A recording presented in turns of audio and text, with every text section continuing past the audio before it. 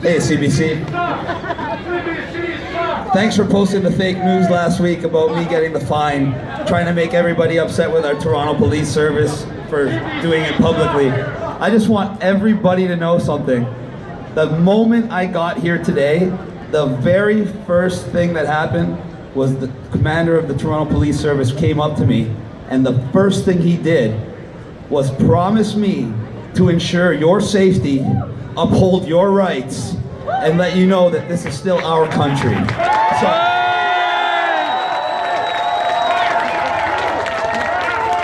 before I go any further, I want everybody to look around at the police around us. Everybody, take a good look. Look at these men, look at these women, standing up for you, standing up for your freedom, connecting with the community.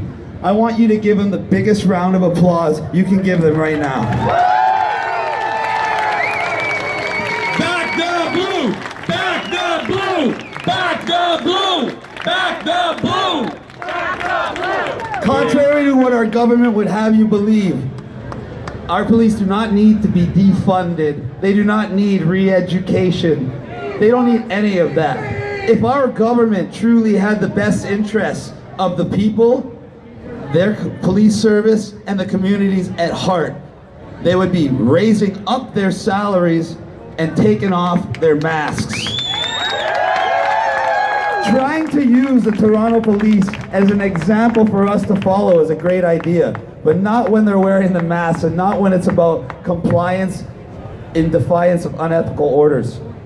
We need to get past this, and what we're seeing right now, what we're seeing right here between us, between the police, is what I've been talking about. It's that truth, it's that positivity, it's that unified non-compliance. That's what we need to win this. The next step is coming. You saw the restrictions got a little bit tighter this week, and next week they're gonna get a little bit tighter and a little bit tighter until once again they've locked us down. This time, people are aware. This time, people are not afraid. This time, we need to unite our churches, our other institutions, with our business owners, and they need to come together in one voice and say, we will not close. This is our country. We have the freedom to work. We have the freedom to worship. We have the freedom to pursue our livelihoods. We have churches signing declarations that they will not close. We have bar owners banding together in defiance. We need to bring these people together under one banner. And that's why I'm here today. I'm going to talk to you about one of my initiatives that I started way back in April.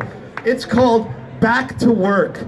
It's my nonprofit organization.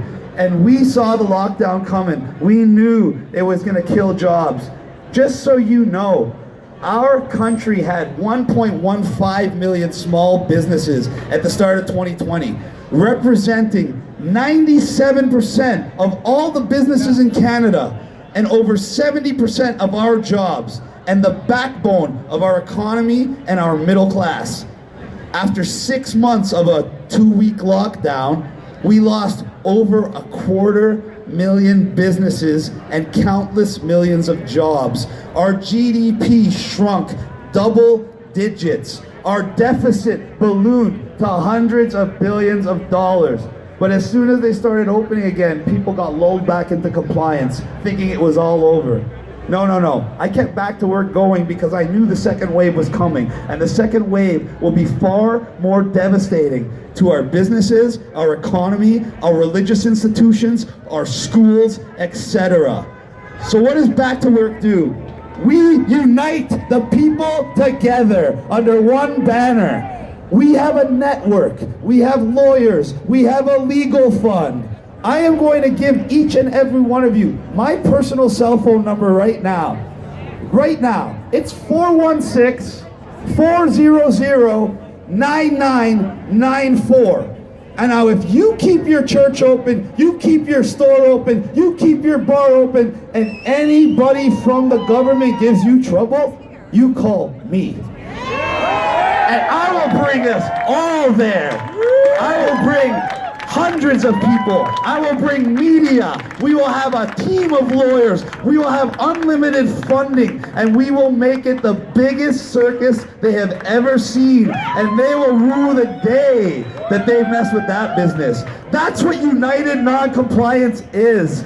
Just like we're here at a protest.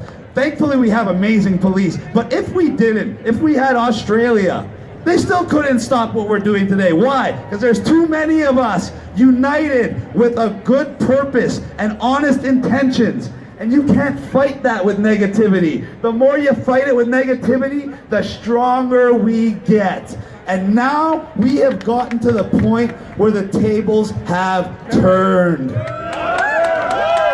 We are no longer the meek and mild walking into compliance. We are now the people that have the foresight to see that's coming and to prepare for what's coming and to stand up in one voice and say, freedom is essential. Yeah! Woo!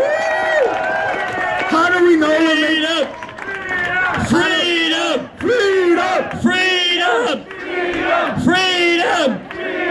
Freedom!